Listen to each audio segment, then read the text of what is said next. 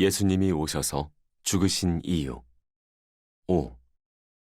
죄인을 향한 하나님의 풍성한 사랑과 은혜를 보여주기 위해.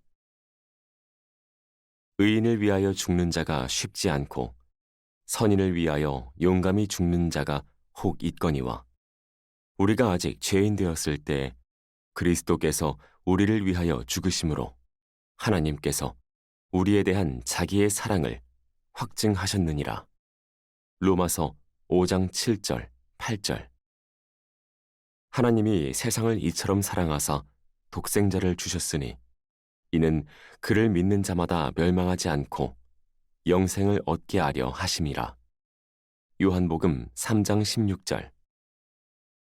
우리는 그리스도 안에서 그의 은혜의 풍성함을 따라 그의 피로 말미암아 속량, 곧 죄 사함을 받았느니라. 에베소서 1장 7절. 하나님이 우리를 얼마나 사랑하시는지 알려면 두 가지를 보면 됩니다. 첫째, 하나님이 우리의 죄가 초래한 형벌에서 우리를 구원하려고 얼마나 큰 희생을 치르셨는지 보면 됩니다. 둘째, 하나님이 우리를 구원하실 때 우리가 구원받을 자격이 얼마나 없었는지 보면 됩니다. 하나님이 독생자를 주셨습니다. 요한복음 3장 16절. 우리는 이 말씀에서 하나님이 얼마나 큰 희생을 치르셨는지 알 수 있습니다. 그리스도라는 단어에서도 이를 알 수 있습니다. 그리스도는 기름 부음 받은 자, 곧 메시아를 뜻하는 헬라어 크리스토스에서 왔습니다. 이는 아주 존엄한 용어입니다. 메시아께서 오셔서 이스라엘 왕이 되실 터였습니다. 메시아께서 로마를 정복하고 이스라엘에 평화와 안전을 가져다 주실 터였습니다. 하나님이 죄인들을 구원하라고 보내신 분은 하나님의 아들, 그분의 독생자, 이스라엘의 기름 부음 받은 자였습니다. 사실 그분은 온 세상의 왕이셨습니다. 이러한 사실과 더불어 그리스도께서 십자가에서 당하신 참혹한 죽음을 생각할 때 성부와 성자께서 말로 표현할 수 없을 만큼 큰 희생을 치르셨다는 게 분명해집니다. 하나님과 인간의 간극을 생각할 때 이 희생은 무한하기까지 합니다. 그러나 하나님은 우리를 구원하려고 이 희생을 치르기로 선택하셨습니다.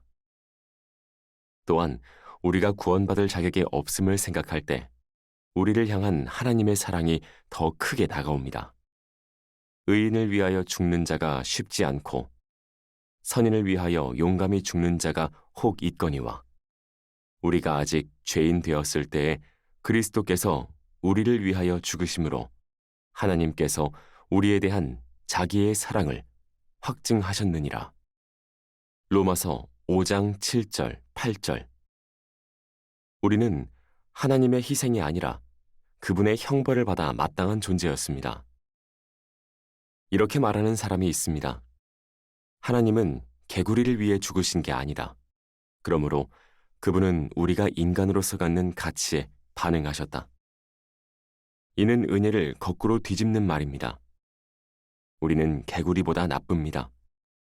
개구리는 죄를 짓지 않습니다.